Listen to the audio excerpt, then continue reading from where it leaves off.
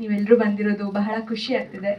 ಹಾಗೆ ನಮ್ಮ ಗುರುಗಳು ಮಂಡ್ಯ ರಮೇಶ್ ಸರ್, ಬಹಳ ಕಲ್ತಿದ್ದೀವಿ ಅವ್ರ ಜೊತೆಲಿ. ನಾವು ಥಿಯೇಟರ್ ಅವ್ರ ಹತ್ರ ಕಲಿಬೇಕಾದ್ರೆ ಆಸ್ ಎ ಪರ್ಸನ್, ಅವರು ಥಿಯೇಟರ್ ಪರ್ಸನ್ ಆಗಿ ಹೇಗಿರ್ತಾರೆ ಅನ್ನೋದು ನಾವು ನೋಡಿದ್ವಿ ಥಿಯೇಟರಲ್ಲಿ. ಆಸ್ ಎ ಸಿನಿಮಾ ಆರ್ಟಿಸ್ಟ್ ಒಂದು ಕ್ಯಾಮ್ರಾ ಮುಂದೆ ಅವ್ರು ಹೇಗಿರ್ತಾರೆ ಅನ್ನೋದು ನಮಗೆ ಗೊತ್ತಿರಲಿಲ್ಲ. ಬಟ್ ನಮ್ಮ ಸಿನಿಮಾಗೆ ನಾವು ಥಿಯೇಟರ್ ಮಾಡುವಾಗಲೇ ನಾವು ಅವ್ರ ಜೊತೆ ಇಲ್ಲ ಇವ್ರನ್ನ ನಮ್ಮ ಸಿನಿಮಾದಲ್ಲಿ ಮಾಡಬೇಕು ಅನ್ನೋದು ನಮಗೆ ಆಗಲೇ ತಲೆಯಲ್ಲಿತ್ತು. ಯಾವಾಗ ನಮಗೆ ನಮ್ಮ ಕೋರ್ಸ್ ಫಿನಿಶ್ ಆಗುತ್ತೆ, ನಂತರ ಕ್ಯಾಸ್ಟಿಂಗ್ ಎಲ್ಲ ಮಾಡುವಾಗ ನಾವು ಅಪ್ರೋಚ್ ಮಾಡ್ತೀವಿ ಡೈರೆಕ್ಟರ್ಗೆ. ಸೊ ನಾವು ಸ್ಟೋರಿ ಹೇಳಕ್ಕೆ ಹೋಗಿದಾಗ ಅವರು ನಮಗೊಂಥರ ಭಯ ಇತ್ತು, ಹೇಗೆ ತಗೊಳ್ತಾರಾ ಇಲ್ವಾ, ಒಪ್ಕೊಳ್ತಾರಾ ಅನ್ನೋದು ತುಂಬ ನನಗೂ ಮತ್ತು ಮುಕುಂದ್ ಅವ್ರಿಗೆ ಡೌಟ್ ಇತ್ತು. ನಮ್ಮ ಗುರುಗಳು ಎಲ್ಲೋ ಒಂದು ಕಡೆ ಒಪ್ಕೊಳ್ತಾರ ಅನ್ನೋ ಕಾನ್ಫಿಡೆನ್ಸ್ ಕೂಡ ಇತ್ತು.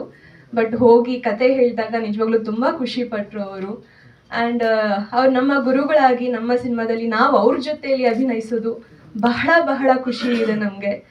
ಹಾಗೆ ಅವರು ಸೆಟ್ಟಲ್ಲಿ ಕೂಡ ಅಷ್ಟೇ, ಬಂದಾಗ ಒಂದು ಹಿರಿಯ ನಟ, ಎಷ್ಟೋ ಸಿನಿಮಾಗಳು ಮಾಡಿದ್ದಾರೆ, ಸೀರಿಯಲ್ ಮಾಡಿದ್ದೀನಿ ಅನ್ನೋ ಒಂದು ಅಹಂ ಇಲ್ಲ.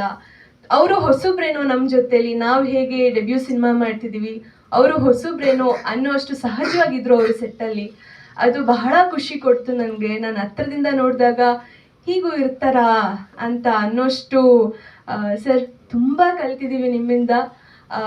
ಯಂಗ್ಸ್ಟರ್ಸ್ಗೆ ತುಂಬ ತಗೊಳ್ಳೋವಂಥದ್ದು ತುಂಬ ಇರುತ್ತೆ. ಸೀನಿಯರ್ ಆರ್ಟಿಸ್ಟ್ಗಳನ್ನ ನೋಡಿ ನಾವು ಇವ್ರ ಥರ ಇರಬೇಕು, ಇಷ್ಟೇ ಸಹಜವಾಗಿರಬೇಕು ಅನ್ನೋಷ್ಟು ಅಂಶಗಳನ್ನ ನಾವು ತಗೊಳ್ಬೇಕು ಯೂಶಲಿ. ಸೊ ಆ ಥರ ಸರ್ ನಿಮ್ಮಲ್ಲಿ ಸಾಕಷ್ಟು ಒಳ್ಳೊಳ್ಳೆ ಅಂಶಗಳನ್ನ ನಾವು ಯಾವಾಗಲೂ ನಾವು ಇನ್ಸ್ಪೈರ್ ಮಾಡ್ತಾನೆ ಇರ್ತೀವಿ. ಹಾಗೆ ನಮ್ಮ ಗುರುಗಳು ಅಂತ ಹೇಳ್ಕೊಳ್ಳೋಕ್ಕೆ ನನಗೆ ಬಹಳ ಹೆಮ್ಮೆ.